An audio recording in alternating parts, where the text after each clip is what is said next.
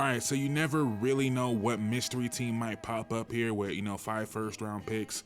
But right now, it seems like Lauri Markkanen is going to be a member of the Utah Jazz or the Golden State Warriors. And yesterday, there was a report going around that the Jazz would prefer Brandon Podziemski over Jonathan Kaminga, which I guess makes some sense, especially considering Kaminga is already eligible for an extension. I believe, and this is just me talking, I don't know anything, right? But I believe the Warriors would also rather keep Podziemski. I feel like if anything, they'd be willing to trade Kaminga or Moody or whoever to get more assets just so they can keep Podziemski. I feel like they like him that much, which is part of the reason they were willing to let Klay Thompson walk. But let's imagine this hypothetical world where they do trade Podziemski in a Lauri Markkanen deal and they manage to keep Kaminga, right? So you have Steph Curry, you have Draymond Green, you have Kaminga, you have Lauri Markkanen, you have Kevon Looney, Trayce Jackson-Davis, Moses Moody. We don't know who else is going to have to go back in a salary, and we also don't know, the Warriors might end up getting someone else back, right?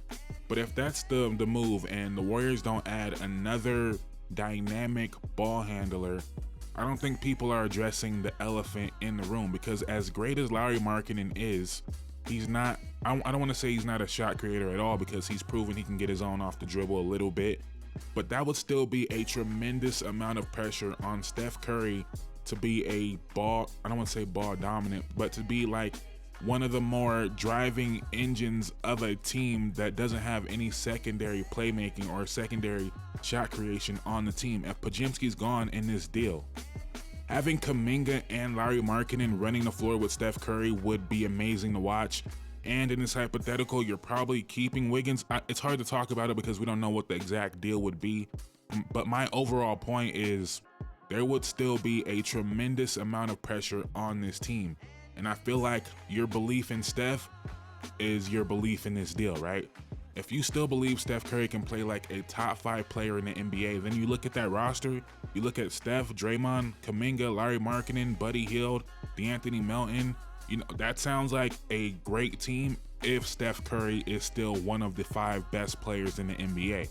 But if Steph Curry is a top 15 player, as he was this past year, not a top 5 player, not a top 10 player, then maybe none of this matters anyway. And I feel like this is a good time to mention Steph Curry is my second favorite player of all time.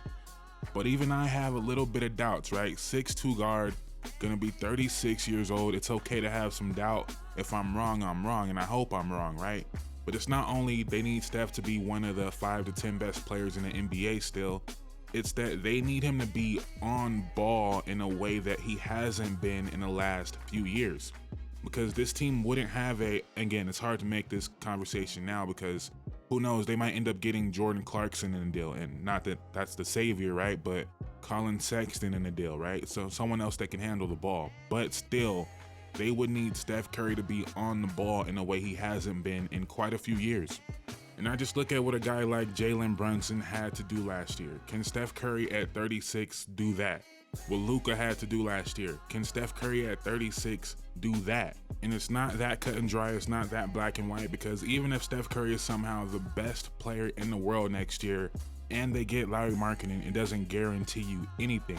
But I feel like Anthony Edwards and what he did in the playoffs would be like a great line of demarcation.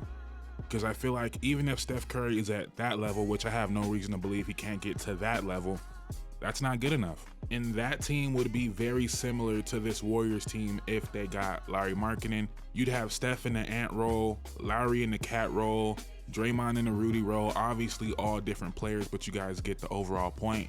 But even that team, they ran out of offense because they didn't have another creator. And this Warriors team would run into a similar problem. Unless, again, Steph Curry can play like a top 5 player in the NBA. And I don't think I'm not saying it's impossible, for sure. I would love to see it. It would be one of the most amazing things ever as a fan of Steph Curry if he was able to do this again. If he was able to win a ring with Iguodala as the second best player in that series, to Wiggins as the second best player, and then Lauri Markkanen, that would be amazing. But the idea of Steph Curry as the sole shot creator on a championship level team at 36 is kind of crazy. If we were looking at prime Steph, I'd say no brainer, you got to do it. And I still feel like the Warriors need to do this move. They need to give Steph this opportunity because he is one of the greatest of all time. He might have that one more run in him, but I just feel like over the last 2 years, honestly, and he was still amazing 2 years ago, and he was still awesome this year, right? Just a small slippage, right? But overall, there's been so many other things going on with the team, whether it's Draymond, Jordan Poole, the Chris Paul situation, the Klay situation, the Kaminga situation with Steve Kerr, all that has kind of made us not pay attention to Steph Curry potentially slipping a little bit as he's supposed to at 36 years old. And I just have some questions as a fan. But if this trade does happen, I'm going to watch every single game. I'm going to convince myself that they can win it all. I'm going to be rooting for my favorite player in the NBA. And I guess the one part I'm not acknowledging as the potential leap for Jonathan Kaminga, even if he's not going to take a huge leap as a on-ball shot creator for others on the team, he still can take a lot of pressure off Steph.